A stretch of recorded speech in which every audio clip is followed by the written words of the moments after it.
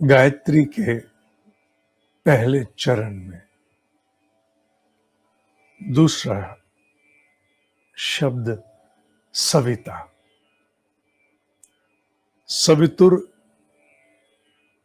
के रूप में उच्चारित 3 अक्षरों से निर्मित स वी तुर सविता बोलने में आता है। ह का एक हलंत साथ में सवितो लगा देते हैं। सविता शब्द सामान्य ठीक है। संदेश कहता है गायत्री का कि सविता अर्थात प्रकाश।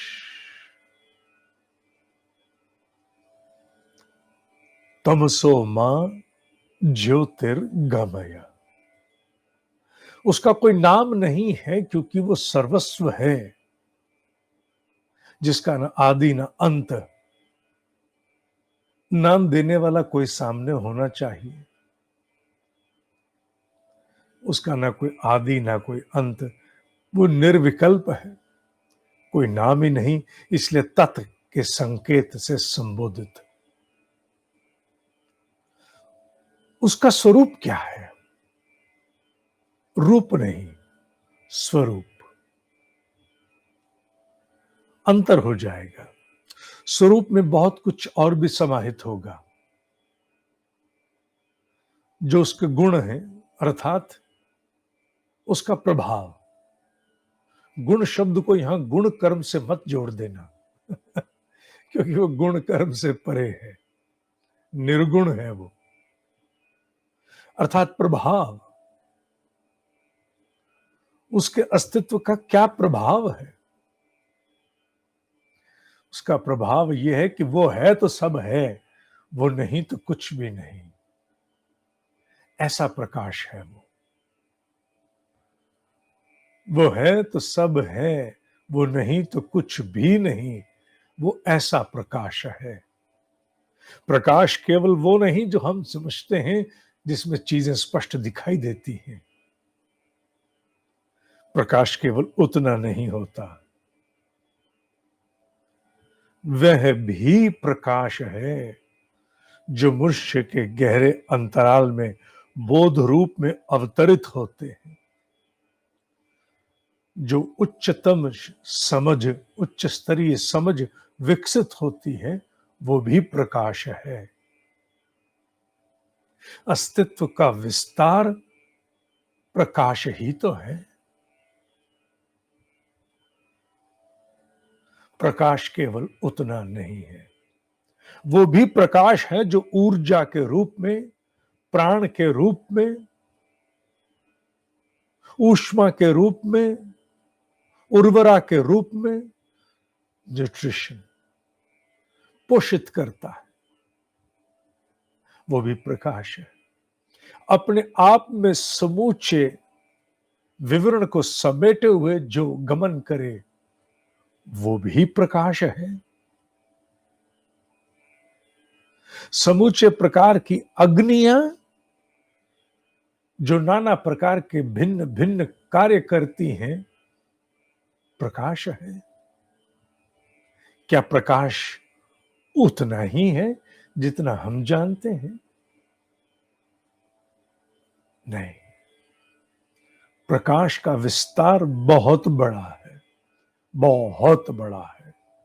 इसलिए प्रकाश शब्द का प्रयोग जब ऋषि इस उद्घोष में करता है, तमसो मां ज्योतिर्गमय, कौन से अंधकार से जाना चाहते हो और किस प्रकाश की ओर? क्या क्या है जिसे तुम अंधकार मानते हो?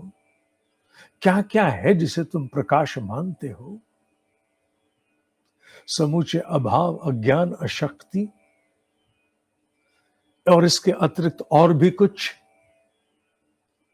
से परे जाने वाला अस्तित्व ही प्रकाश है। इसलिए संकेत रूप में जिसे तत् कहा, उसके स्वरूप की जब कल्पना करनी, कल्पना कल्पना कल्पना, यस, कल्पना प्रकाश से ही आरंभ की जाती है, प्रकाश की ही अवधारणा होती है। इसलिए सविता सूर्य को भी संबोधित कर दिया गया है, नहीं किया गया। एक प्रकार से है भी, नहीं भी। जैसे ईश्वर का प्रकाश ऋषियों तक आता है, ऋषियों से हम साधकों तक पहुंचता है। ऋषि ईश्वर नहीं है, पर ऋषि में ईश्वर का प्रकाश होते हुए हम तक पहुंचता है। उसी प्रकार ये सूर्य जो आंखों से दिखता है, ये वो सविता ना होते हुए भी सविता इसके माध्यम से अभिव्यक्त है। इसलिए गायत्री का स्वरूप, गायत्री का इष्ट सूर्य को मानते हैं, जबकि वस्तुतः इस सूर्य के माध्यम से, दिखने वाले सूर्य के माध्यम से अपने आप को समझाते हुए, सीमित सी क्षमता वाली बुद्धि को एक परिधि देते हुए, विस्तृत परिधि देते हुए, so that it can comprehend, encompass that expansive understanding, वो समझ सके, वो धारणा कर सके, अवधारणा हो सके। इसलिए इस सूर्य की, दिखने वाले सूर्य की सहायता लेते हुए इसे इष्ट मानते हैं, जबकि सविता इस सूर्य को भी प्रकाश, इस सूर्य के भी अस्तित्व का स्रोत है, इस सुपूची सृष्टि का स्रोत है। खाली ये सूर्य को, अनंत सूर्यों का, अनेकों अखंड मंडलों का रचयिता है वो सूर्य, वो सविता। इसलिए उसका एक प्रतीक मानते हुए हम इस सूर्य को इष्ट मानते हैं। हालांकि हम जानते हैं कि प्रकाश केवल वो नहीं जो आंखों से दिखता है, प्रकाश का विस्तृत मर्म भाव बहुत बड़ा है। अर्थ थोड़ा सा होगा, मर्म प्रभाव बहुत बड़ा है। प्रकाश बहुत बड़ा, जैसा मैंने पूर्व में उल्लेख किया, उतना ही नहीं, उससे भी कहीं अधिक है। इसलिए इस इष्ट का स्वरूप प्रकाश सूर्य को रख दिया। इसलिए सूर्य के, उगते हुए सूर्य का ध्यान, गायत्री का महा जप मंत्र का जप करते समय यहां पर सूर्य की धारणा, सूर्य को देखो दोनों आंखों के बीच। यहां मत चढ़ जाओ, मैंने पहले आंखें यूं नहीं चढ़ाना, आंखें यूं करना, नीचे भी नहीं, यूं यूं, यूं नहीं, यूं भी नहीं, यूं अपने आप होंगी किसी समय जाके, यूं, बस बीचों बीच। सामान्यतः लोग ऊपर चढ़ा देते हैं ना, वो अपने आप होने वाला कार्य है, वो तुम नहीं करते। वो गुरुत्वाकर्षण अपने आप विहीन होकर अपने आप भीतर का मंडल करता है, तुम सिर्फ सामने देखो, इस प्रकार। और सूर्य नहीं दिखता, कोई बात नहीं। आरंभ में कल्पना से कई बार सूर्य लाने में समस्या होती, प्रभाव है ना, बस बात बन गई। जिसको यहां प्रभाव हो गया, माने जिसने कहा मुझे कुछ यहां अनुभव होता है, कोई कहता है जकड़न होती है, कोई कहता है स्पंदन, झंझनाहट होती है, कोई कहता है कुछ घूमता है, कोई कहता है कुछ खुलता सा लगता है, कोई लगता है पिनिंग हल्की सी हुई है, कुछ है, बस हो गया। प्रकाश है, दिखता है कल्पना में, तो भी नहीं भी दिखता, हो गया। प्रकाश की कल्पना भी तो प्रभाव को जन्म देने के लिए है ना, तो चिंता किस बात की है, बस इतना पर्याप्त है। आंखें बंद करके, सब मैंने पिछले एपिसोड्स में दे रखा है कि ध्यान को कैसे स्थिर करना है। प्रकाश को देखते हैं, उगते हुए सूर्य को, क्योंकि उगते हुए सूर्य के माध्यम से, उगता सूर्य क्यों, दिन का सूर्य क्यों नहीं, क्योंकि खुली आंखों से देखना हो तो दिन का सूर्य हानिकारक है, उगते हुए सूर्य को देखा जा सकता है। इसलिए उगता हुआ सूर्य गायत्री का प्रतीक, गायत्री का इष्ट, गायत्री का सविता माना गया। क्योंकि वो आंखों को हानि नहीं देता। इसलिए उस ऑरेंज बॉल को देख के स्थिर करो, कल्पना में। नहीं होती तो उसके लिए अपने आप से लड़ो मत, वैसे ही ध्यान केंद्रित कर लो। इष्ट को देखो, यहां चलो इष्ट को देख लो, अपने इष्ट को, भगवान को देखो। ये सविता, इसकी अवधारणा प्रकाश रूप में करते हुए साधक इतना ओतप्रोत हो जाता है, इतना प्रकाशमयी हो जाता है कि वो प्रकाश की अगर अवधारणा करता है या प्रभाव की अवधारणा करता तो प्रभावमयी प्रकाशमयी हो जाता है। वही हो जाता है, भर जाता है, झप झप झप झप। जहां जहां से पसीना आता है, जहां जहां से पसीना आता है, शरीर का कौन सा भाग है जहां से पसीना नहीं आ सकता? जब यूं देखो मैग्नीफाइंग ग्लास के साथ बड़ा करके, तो यही दिखता है हजारों हजारों स्रोत हैं जहां से पसीना बाहर आता है। रोम रोम, है ना?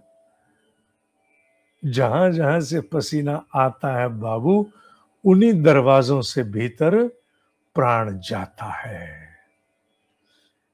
ये देवालय है, मंदिर है ये, जिनसे प्राण भीतर जाता है। तो प्राण कहां से जाएगा?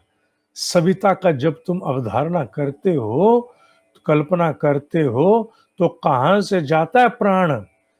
अपने आप को भरते जाते हो, मंत्र का उच्चारण करते ओम, बीच बीच में भरते हो, फिर रुकते हो, फिर भरता है वो, फिर रुकते हो, फिर भरता है, फिर रुकते हो। कहां से जाता है? रोम रोम से जाता है। जितने अंशों से पसीना निकलता है उतनों से जाता है। इतना प्राण जाता है, इतना प्राण जाता है कि पूछो मत। गायत्री का मतलब क्या है? गए किसे कहते हैं? प्राण को।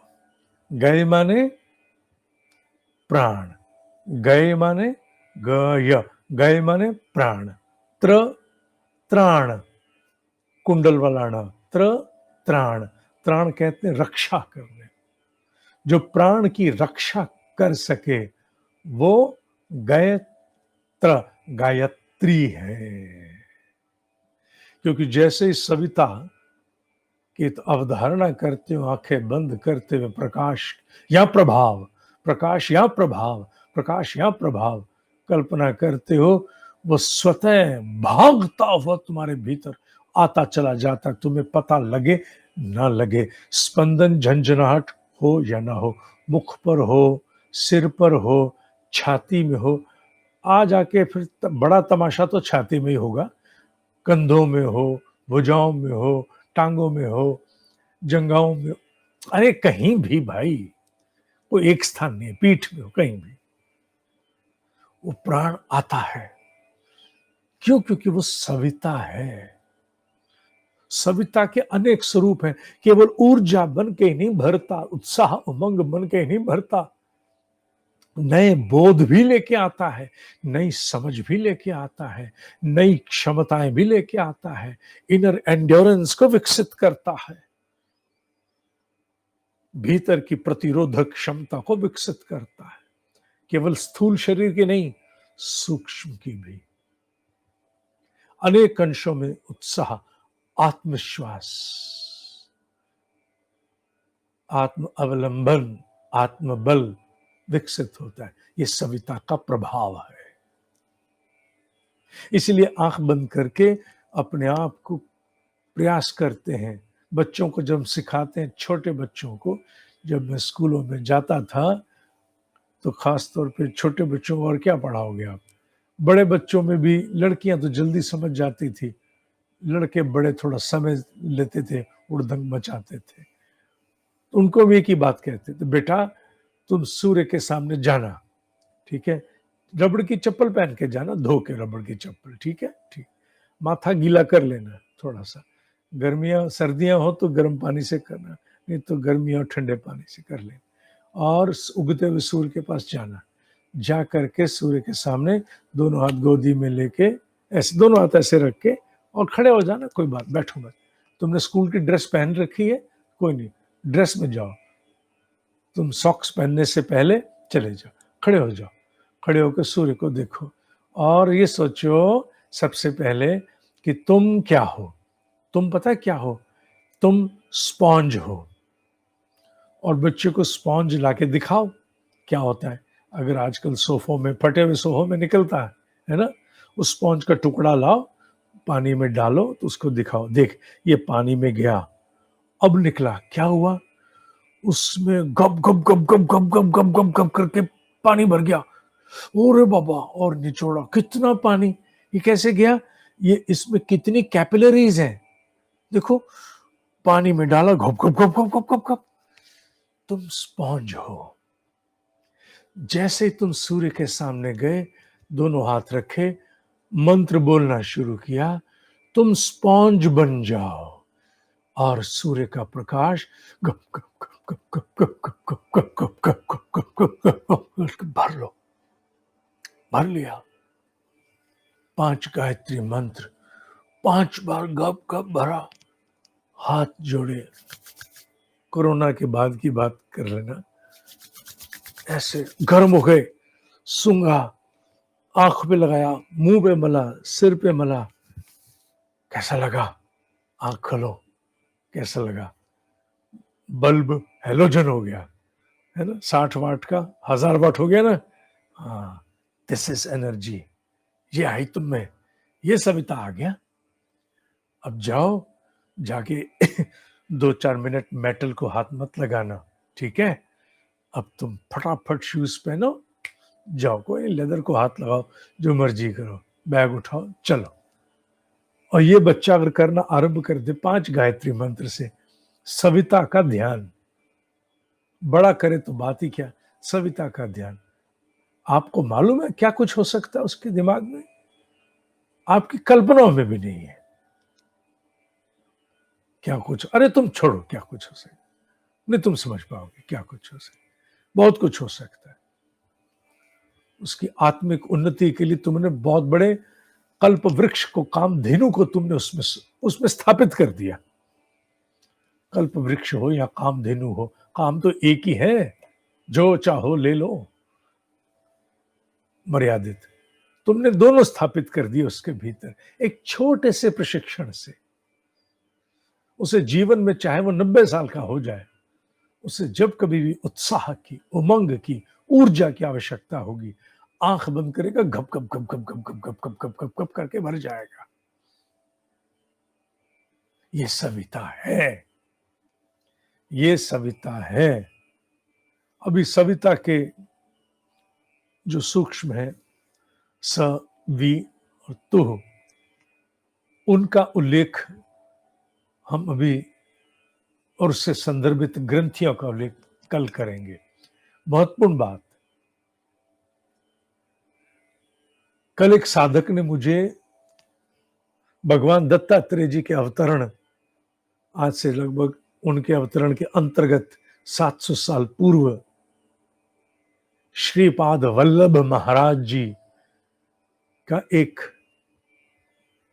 उनकी कोई स्तुति है जो वो साधक रोज गाती है मराठी में, और उसने वो मुझे कल भेजा। उसमें बिल्कुल वही सूक्ष्म ग्रंथियां जो गायत्री के एक एक अक्षर से, उसमें उन्होंने व्याहति को भी ले लिया। व्याहति से ग्रंथियां यानी क्षेत्र ज्यादा प्रभावित होते हैं, पर उन्होंने जो सूक्ष्म ग्रंथियां, उनका नाम, उनके गुण, 700 साल पहले की लिखी हुई रचना है, मराठी में है। मैं चेष्टा करूंगा कि अगर मैं आप लोगों को वो मैं दे पाया, मेरी चेष्टा रहेगी। अब भले ही आप लोग समझ पाए नहीं समझ पाए मैं नहीं जानता, पर हाँ, मेरी चेष्टा रहेगी कि मैं आप लोगों को अवश्य देने का वो प्रयास करूं। बहुत ही अद्भुत रूप में वो रचना है, मुझे उसको पढ़ करके इतना आनंद हुआ कि जिसकी सीमा नहीं है। उनके अनुसार भी मैं मराठी का हल्का सा एक उल्लेख लेना चाहूंगा, मुझे अगर मिल जाए। जो कल पढ़ाया था वो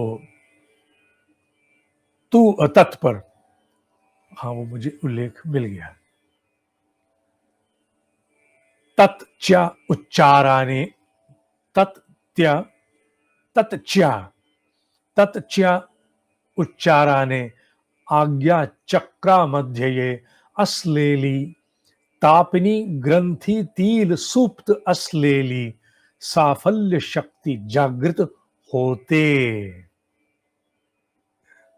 इमेजिन, इमेजिन, इतनी संपन्न संस्कृति के धारक हैं हम लोग, कितनी संपन्न संस्कृति के धारक हैं कि हमारे ब्रह्म ऋषियों ने हमारे लिए कितना कुछ तैयार कर। और वो लड़की मुझे कहती है कि मैं तो इसको पता नहीं कितने सालों से रोज स्तुति करती हूं, उसमें इसका उल्लेख आता है, श्री पाद वल्लभ महाराज जी का चरित्र पढ़ती हूं। तो लड़की तो चरित्र नहीं तो विज्ञान पढ़ रही है।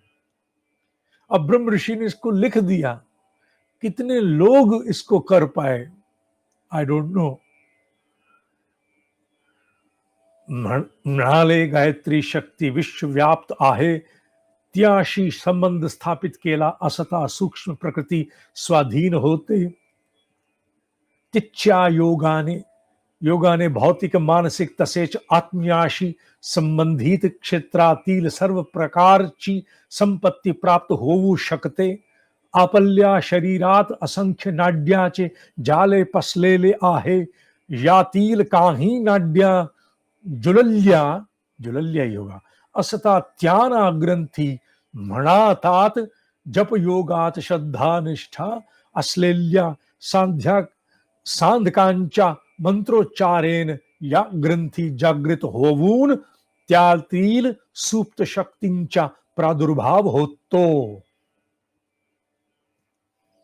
जय हो, जय हो, बोलो भगवान श्री पाद वल्लभ महाराज की जय। धन्य हुए, धन्य हुए। बताइए 700 साल पहले, कितने साल पहले? लगभग 700 साल पहले की कॉम्पोजिशन है। इसे आधुनिक विज्ञान कब समझेगा? सच बोलूं, जितनी मुझे अभी तक अकल है उसके हिसाब से आधुनिक विज्ञान को इसकी टोह लेने में शायद अभी 500-600 साल लग जाएंगे। जो उन ऋषियों ने अपने शरीर की प्रयोगशाला में, मैंने जो बात कही भाव से कही है, मुझे नहीं मालूम 500 साल लगेंगे या 50। ईश्वर की इच्छा वो कभी भी करा दे, वो कभी भी करा दे, वो 5 साल बाद करा दे।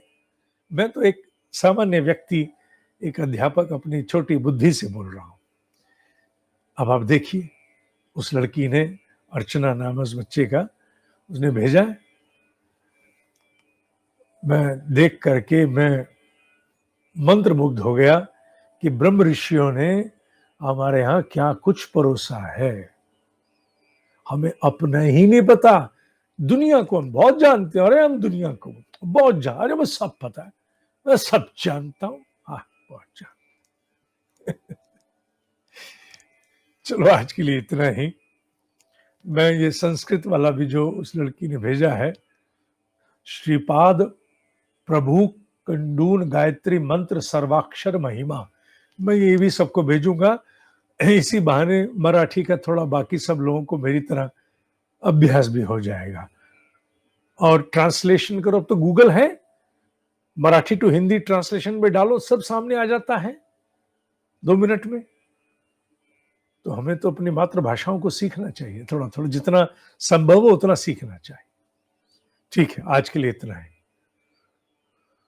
ओम शांति, शांति, शांति। ओम ही सत्य है, ओम ही सत्य है, ओम ही सत्य है।